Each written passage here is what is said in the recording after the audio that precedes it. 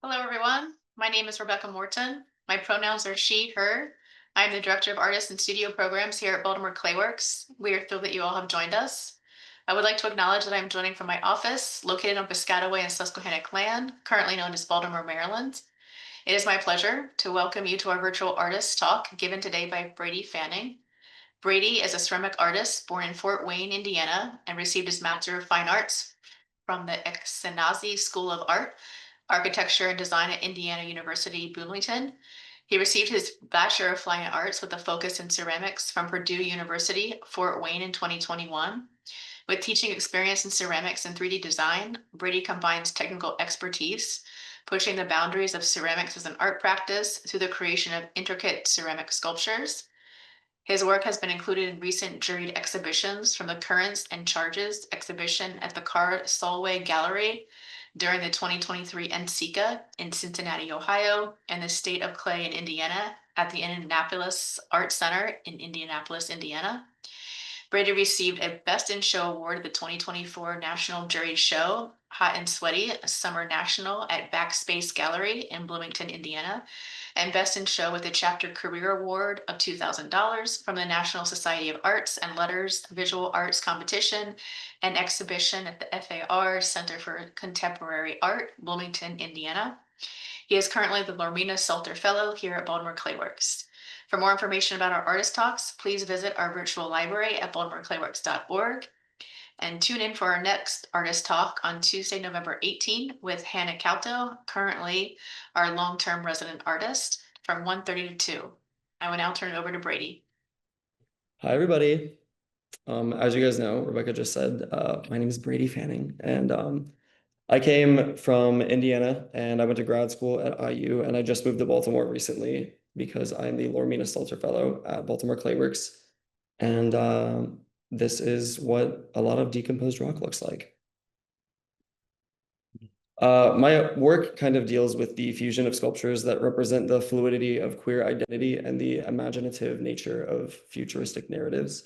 My work features intricate, regal, and aggressive details that explore the tension between beauty and aggression, the natural and the synthetic, and the sanctified and fetishism. They encourage viewers to question the traditional ideas of the body, power, technology, and what a post-humanist future could look like. And these are a few of my works that I most recently created. So a brief intro into what brought me into what my work is now started with my time in undergrad. And I was kind of referencing these like Gothic architectural kind of like narratives and elements from cathedrals and religious structures from antiquity. And this work was very reminiscent of my professor's work, and my professor from undergrad was Seth Green. And I was always drawn to his elegant forms and these vessels that he made because they always had like a continuous curve and there was no like interruption of the entire profile or the silhouette of the shape. And I mean, a lot of you that are artists probably know, like once you like learn what craftsmanship is from somebody, you make a lot of work that looks similar. So I didn't want to like make it look identical to his. So I was trying to find my own voice while making in a similar way that he did.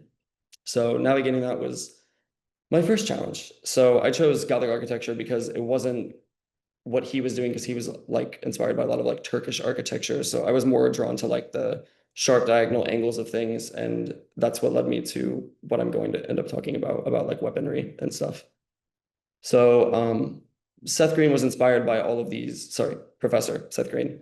He was inspired by all of these metalworks and like the tops and domical structures of like this Turkish architecture. And I remember in one of the interviews that he was doing when he was teaching me in undergrad, he kind of explained this like story on how he was like walking on the beach. I don't know if he was in Chile or if he was in Turkey at the time, but he like came up to this like lighthouse and saw like the silhouette as the sun was rising behind it. And a lot of artists, some of them don't really know like when it clicked, but his clicking moment was when he saw the silhouette of this like structure, and he was really inspired by it, so he kept doing it in his work. And a lot of this work that I'm showing you is kind of like what I was basing the origin of what I was doing off of. And yeah, so my work was stemming out from this point. A lot of the people that kind of like launched me into what I'm doing now was Justin Pike Reese was one of the original like influences of somebody that I looked up to a lot. He threw like these giant vessels that I was very interested in because I was impressed by his technical ability to like make something so large. And if you look at the comparison of the wheel to the thing, it's just like massive. And he would make videos of them like spinning on the wheel and they were like not moving, but they were still spinning. So I was like, how do you do that? So I was really inspired by what he was doing back in like 2020. And another person that I was really inspired by and still am is Lucas Easton. And I'm pretty sure he was at Alfred at one point, and he went to RIT for a while. But he was making these like large scale sculptural works. And every time I look at this work and bring this like presentation up, I just keep looking at this one on the right, and I'm like, that looks so similar to what I do. It's just like a separate kind of version of it. And again, his technical ability is crazy. So when I was at the end of my like undergrad in my thesis, I was mirroring what they kind of did, but again, I was like more drawn to like this Gothic architecture. And a lot of the inspiration from the beginning stemmed from Greek and Rococo pottery, and I've always been interested in kind of like pushing the boundaries of what clay would allow me to do. So every time I would make something, I'm like, what can I do next? Like how larger can I more large can I make this? And like what I can do on a technical level with clay. And yeah, this work kind of like led me into what I started doing in grad school. And all of these they were all like in categories of three. So like I would make one piece and then I make a second piece and a third piece, and they were all completely different. And then I would take those pieces, and after they were made, I would look at them and be like, how can I evolve this to make it like an evolved version, but like a 10 times better, I guess. And then I would do that once. So I have like a second line of those three. And then I would do it again for the third line of those three. So this one on the right was probably the most complicated thing I did at one point. And I made all these chains out of clay, and it's pretty massive. But there was something about it that reminded me of, I don't know if you guys have seen the Iron Man movies, but when Iron Man first like started out, he made like this like scrap metal, like a very bulky kind of suit. And I feel like that's what this piece was. So when I got into grad school, I decided to like start off by like leaving where I left off. So the first thing that I made in grad school was this one on the right, and it was another version of what that was, but more refined. So I made new chains. I made them a lot more like not dainty because I fired them high, but more aesthetically pleasing and ornate that would also do the same job. Um, so transitioning into grad school, I wasn't exactly sure where to begin, so that's why I did this. But I decided to make the most complicated thing I've ever made, but like recreate it even more complicated. And this kind of like drove me to be more ambitious in my work, stemming from this idea of trying to be more technically advanced with what I was doing. And I started to reference more specific architectural elements from neo-Gothic architecture, which is what you see on the left. So like flying buttresses, domical structures, um, a lot of these like diagonal angles that still the shape of it has these like continuous curves that have lips that start to like separate these sections.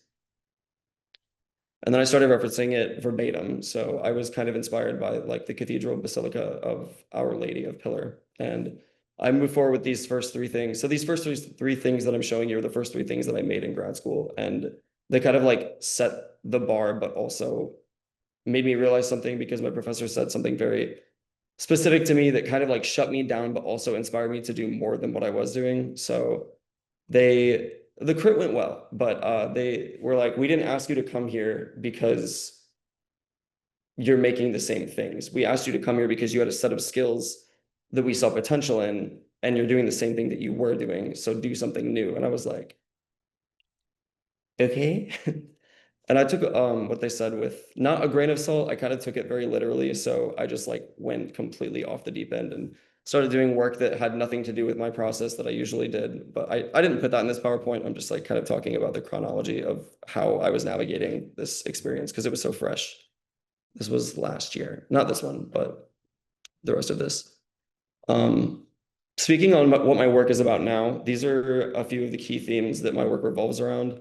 So we're talking about ornamentation, aggression versus seduction, hybrid forms that kind of reflect queer identity, posthumanism, and queer theory. A lot of the things that I kind of touched on and do touch on, I feel like process and methodology was the whole reason that I like fell in love with clay in the first place. I kind of work in phases, and the chronology of this PowerPoint will be in exact order from the phases that I work. So I'm beginning with process because it's probably the most important part. So when I begin, I typically like start planning and sketching a base design, often using inspiration from recent works that I've completed. I think a lot about new shapes or elements that might alter the silhouettes, and I always draw at least half of the piece on a flat surface so that I can, kind of like feel out what I'm doing and then fold it over because it's symmetrical entirely. So whenever I like draw half of it, I kind of like ballpark estimate what I think it's going to look like, and then I fold it over, burnish it, and then I unfold it, kind of creating this Rorschach ink blot kind of like method. And yeah, next I convert these sketches into like full scale models. So I put a ruler next to it and I figure out how big I want the piece to be because the drawing is one thing, but I kind of just do the math and figure out how big I want it to be because some places the kilns only allow me to make the piece a specific height. So I have to really plan around the equipment that I'm working with.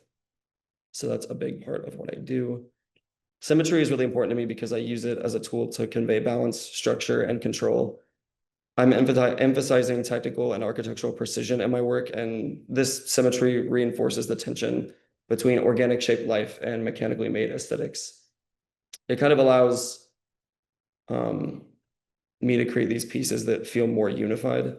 And all of the pieces that I make at this point, at least, are primarily radial around a vertical axis that allow me to mimic the visual aesthetic of medieval weaponry, such as like maces or bladed weaponry.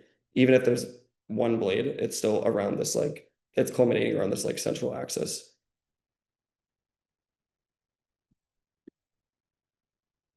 During the construction phase, I feel like structural considerations should have been probably more in like the beginning phases because that's usually what I do when I'm like sketching. But this is the order in which I work. So we do throwing, we kind of like do a lot of trimming, and then once the piece is like completely put together, I'll start to like take all the drawings and all the elements that I've made that are new that I don't have yet, and I'll make a perfect version of that and then do like a two-part like press mold. And then I'll press the pieces in, and if they're really big, I'll hollow them out and I'll make all these additive attached sculptural elements. So I begin each piece by like throwing, and then during this process, certain technical issues kind of result in the making of like improvised intuitive decision making. And I kind of allow this because if the drawing was exactly how the sculpture ended up, like, yes, it's still exciting, but it's not as exciting as it is whenever things go wrong. So like if sections that I throw aren't the right height, I'm not gonna like keep adding more on and like make it the right height. I'll just throw another section that might look slightly different. And it's also a lot easier to like blend. Um, like if you take two things and you throw them and then you put them together and there's not like a lip, because a lot of these have like specific lips that are like breakpoints that I like connect them at. If they don't have a lip and it's like a flat curved surface, it's hard to like hide that like seam. So I usually throw another section and then that would kind of like fit in above the rest of the sculpture. And with this one specifically, I was like adding this on, and then right before you get to the top, there was a section missing. So instead of, continuing to build that up, I added another one. I also allow this change because it kind of like helps me like evolve the work. Like, so if changes happen, it's not identical to what the drawing was. Like that might inform me to really like something else. And then like maybe when I make something new, I'll like incorporate this. So this is what I meant by like structural considerations. Planning is a very foundational step, and depending on the form and its structural needs of the piece, I sometimes make sections thicker, or like with this one, I knew that like when the clay is going to be fired, like a lot of thermoplasticity happens, so the clay becomes really weak. And if this was just like a regular flat slab, I was kind of worried that like the weight would kind of like dip it down and it wouldn't be flat. So I decided to make this like cylinder and put it in the middle of it so that it was like an extra support all the way around the ring so that it would kind of like protect it from warping. Um, yeah. I do this with a lot of the things, especially if they're like kind of like defying physics in a way. Like I feel like I'd rather plan around things rather than mess around and find out, in other words. Once this piece or the pieces that I make are like completely constructed, um, and the body of the main thing is like complete, I'll make all of these elements, like I said, I'll make them like perfect versions and then I'll use press molds because I feel like press molds kind of allowed me to create like a visual language in the work that I had. I knew that I had like a style and people could see that evidently, but the style didn't really come to life until I started taking parts and like using them over and over in the same pieces. Like if I make like a giant one that has a lot of a giant like additive element that has like a lot of different details in it. I'll like look at that piece and I'll be like, this top part would look really good in this piece, but not the whole thing. So even with bigger molds, I'm allowed to kind of like reuse them in compartmentalized ways that would look good on other pieces.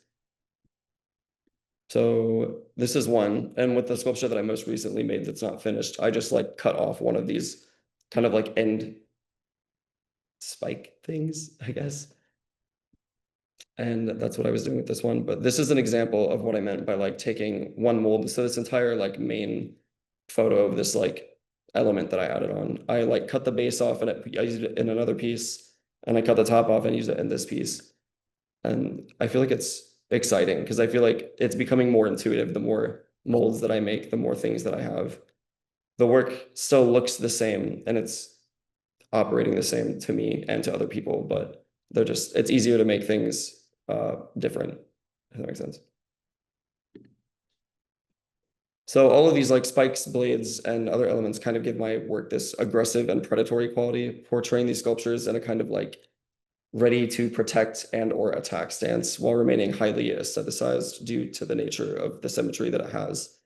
And while the more organic and curvilinear elements, they kind of like integrate more seamlessly into the design of my work because of that. These protrusions suggest natural growth like plants or other like insectile references, and it gives it like a synthetic quality almost. Well, the symmetry gives it a synthetic quality. And I'm kind of like turning each piece that I make into something that could be both defensive and offensive at the same time. So I want people to like be drawn in by the way that it looks, but I also want like it's so spiky that they kind of like push back a little bit. For surfaces, I mean, I kind of use like a lot of commercial like underglaze. I feel like the underglaze gives specifically from Amico. I haven't really messed around with a lot of other like underglaze brands, but Amico has probably the most vibrant ones, and I love what they look like in most firings, including like bisque or mid-range or high fire. They only change slightly, but uh, I like to use a lot of those. And I've been spraying a lot of them in different ways so that it's not just like one glaze. I'm like taking two glazes underglaze wise, and I'll like mix them and make like a middle tone, and I'll like spray one thing, the other thing, and the third thing. And then I'll fire it again so that it's permanent. And sometimes I'll put like black washes on it so it makes it this kind of not patinaed, but like aged or withered look as if it was from like a future civilization that has fallen. And after I kind of like do these washes or like glaze them with like the high pigmented underglaze, I'll go in with regular or I guess like gloss glaze or glazes that reflect like metallic or just like shiny, something that like completely contrasts the actual like matteness of the piece. And by doing this, I'm kind of like featuring this like industrial sci-fi kind of like feeling, and these motifs kind of they're deriving from like circuit boards or subway system maps, which is what I've been like looking at for inspiration on like how they move. And there's different things that kind of like happen when you're looking at the patterns and like how they work. And a lot of that comes from intuitive decision making as well on my work, but that's just like the stem of the inspiration. A lot of tape as well. Tape is my best friend. So instead of buying like long rolls of like thin tape, I'll just like take like the biggest thing and I'll like put it on a surface that I can just like X-Acto knife cut. Because like I don't think a lot of tape other than like automotive can like stretch and like do what I want it to do. But when you like cut blue tape really thin, there's ways that you can like stretch it and bend it around like three-dimensional surfaces that like Scotch tape or like other tape can just like not do. these organic lines and silhouettes play with this idea of like sensuality and vulnerability, and these moments kind of mimic abstracted body parts. So I'm not talking about like a complete arm or a complete leg. It's like the moments that happen specifically like around the shoulder, or like if your elbow is here, it's like around the elbow and then it like stops and it becomes something pointy. Um, so after I make these like abstracted, in other words, like body parts, um, there were two ways I liked finishing them. One was like the sci-fi kind of like circuitry patterns, and the other way that I was using glaze was I was using glaze as a way to like ornament the piece this in a similar way that like lingerie would like accentuate or fetishize the human body. So I'm basically like fetishizing my pieces in a way. And I kind of wanted viewers to see more than just like aggression with this work. I wanted them to like appreciate the balance of beauty within the work as well, which is why I like the fetish aspect also with like this like sci-fi aspect. And like for my thesis show in graduate school, there were three pieces that were like sci-fi. And like the other ones are still sci-fi, but there were like three circuit pieces and then three like lingerie or like fetish pieces. The intricate use of glaze conveys a lot of like value and importance, turning each of my pieces into objects of fascination. And it suggests both reverence and fetishism. And this detailing kind of transforms my work, allowing me to confidently declare that these pieces have highly constructed value. And it kind of allows them to display these kind of ritualistic or sacred qualities that they have. I feel like this slide should have been further back, but um, I stem most of the inspiration from the beginning of the work when I'm building it from the anatomy of pottery. So like, like the foot, the body, the shoulder, all of that is kind of like referenced in my work. But if you like take this pot, for instance, on the right, like all the sections that are horizontal lines and kind of like rearrange them, I feel like I've gotten to a point where I kind of like make pieces, and if it doesn't look right or look like a Brady piece, like I feel like I'll just keep editing it until it looks like something that I would do because I'm drawn to things like that.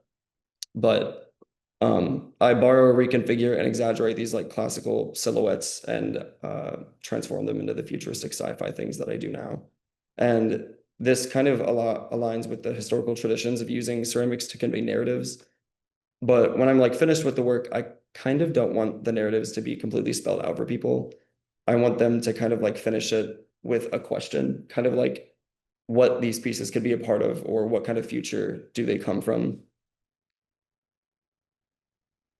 Um, Posthumanism is a way of thinking that questions the idea of humans being at the center of everything. So, like, basically, the central character of life. And it focuses how all of these forms of life are deeply connected, and it tries to break down the barriers and divisions in between them. And a lot of what I was doing kind of relates to that narrative.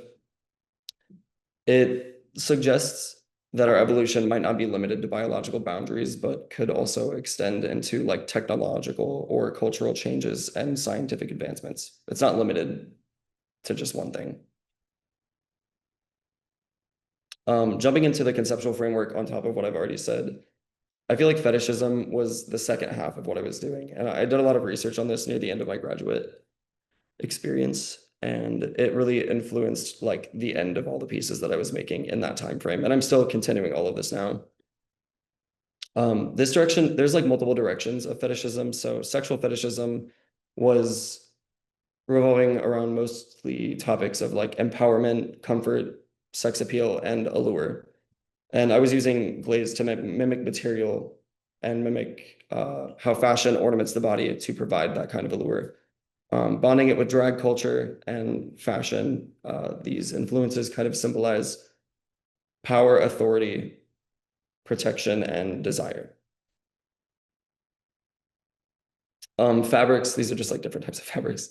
Fabrics in my work hold a lot of like symbolic meaning, and I'm not trying to like, again, I'm like mimicking fabric through glaze or like surface, but I'm not trying to like replicate it. A lot of people have been asking like, why don't I actually use fabric? And I was like, I feel like the fact that it's all ceramic means something, and I'm trying to like stick with that. Maybe I'll change in the future, but for now, at least, I'm sticking with that. Um, Velvet suggests intimacy, satin, adultery, leather, rubber, and metal, pain, power, and pleasure. And fashion and fetishism have been kind of like connected since like the 1970s. And sexual liberation and women's empowerment introduced new roles into erotic expression. Fetishism now reaches into art, theater, film, encouraging role play as part of sexual identity. In fashion, it allows people to use clothing and textures to showcase their own sense of power and shape how others see and perceive them. And that's kind of what I'm using within my work. Speaking upon drag influence, drag uses fashion and other aspects of performance to create heightened versions of gender expression. And it's very rooted in acceptance and resilience as like an art form that represents freedom of expression and resistance to unjust forces. And these intricate and exaggerated forms that I create exert a certain force in the room, specifically when they're in a gallery setting, because I feel like, if I open the piece in like a crate, like it's not going to give the same effect as it would be in like a gallery, because it's creating more of like a personal connection with the person that's like observing it and like getting close to it rather than being in a box. But I feel like they kind of exert this certain force in the room that drag queens also embody, which is why I was so drawn to them. And a lot of these things that I'm talking about were never apparent to me until I started doing like in-depth research, which is why grad school was so important. Um, I feel like grad school did a number on me, and it really like molded me into the artist that I am today. So my style of decorating these bodies with like fierce edges and geometrical precision parallels with the clothing and fashion objects of like the high glamour and aesthetics that I was talking about. And I was using gold a lot and silver a lot, specifically because those metals are very appealing to me. Um, I was talking with a few of my friends a few days ago, and I decided to add this, but when we were talking about wearing corsets, I was explaining like how you would feel or how it makes you feel, especially like being in front of people. Um, and we were talking about how like the tight grip feels uncomfortable, yet it brings a sense of security. And it's also satisfying because of the way that it shapes your body. And it kind of like shoves you into a submissive role by physically reshaping the person that wears it, but it also makes somebody feel empowered with like confidence from like self-perception and or other people like observing you or telling you how you look in it. And it basically exudes this like feeling of sex appeal, and it makes whoever's wearing this corset, whether that be like a corset or high heels or like anything, especially if you've never done drag before, like if you put a wig on or any of these things, like it just transforms you into a person that you've never felt like you were before. And it's kind of like incomparable to anything else that you could feel. I don't really know how to describe it. Um, but it just made me feel like undeniable in this allure that it was creating. And when you walk into a room, you kind of like command it. Like people sit down because you're wearing something so grand or like amazing. And all of these other fetishable wearable garments or objects, they all add up to this feeling of empowerment, which is what I'm trying to like put on the pieces that I'm creating.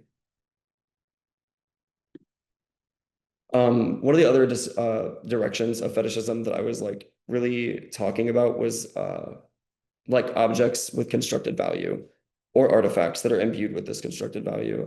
People focus on these objects with obsession or irrational devotion, often associated with strong emotional attachments or beliefs in that object's power. And the object's worth comes more from the meaning that people give it rather than its material or practical use. And this value intentionally was created by society. So like the reason that designer brands are so successful isn't because of just like the object itself, it's the way that they take care of it. So like let's say for ceramics, if you like order a needle tool online and it comes in like a Kemper packaging, it's going to be in like a plastic bag, it's going to have like its little logo. But if you ordered like a needle tool from like Gucci, like they would take the needle tool. It would be made out of like the most expensive material. It would be high crafted. On top of that, it would be wrapped in like the most amazing things. It would be packaged in a box with like paper on top of it. The box would also be made from the really expensive things. And all of these things that they do to it add up to this experience. And this experience being like just highly constructed value because society is like, this is cool. So I feel like this was another thing that I was trying to like put into my pieces. I was creating value for them for society to kind of like look at. And it's something that I've been looking into a lot on top of like fetishism because I feel like these two things go hand in hand, but I feel like I needed to differentiate them because it mattered. But yeah,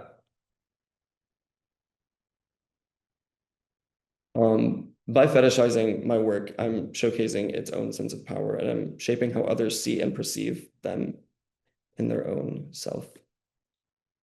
Um, One of the other conceptual ideas that I was like cycling through was the fluidity of the sculpture's bodies that I was creating and how this was mirroring its own fluidity of gender and sexual identity, where these boundaries of binaries are blurred. My work is queer in its rejection to traditional pottery.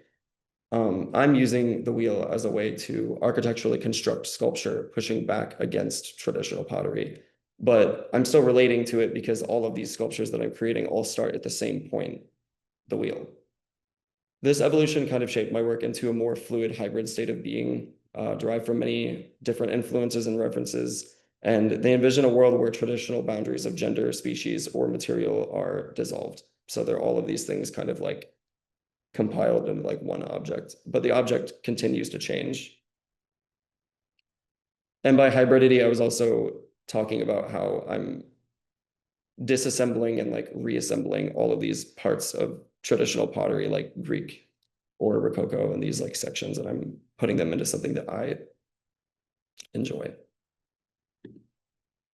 Mimicking both living and synthetic forms with themes of technology speaks to a world where the boundaries between biology and technology are increasingly blurred, placing my work into the realm of science fiction due to a future that we can only predict or imagine. And sorry, going back to like fluidity in my sculptures, um, maybe I was going to talk about this. I had an idea. Sorry, I forgot. I was going to mention that earlier. Um, yeah.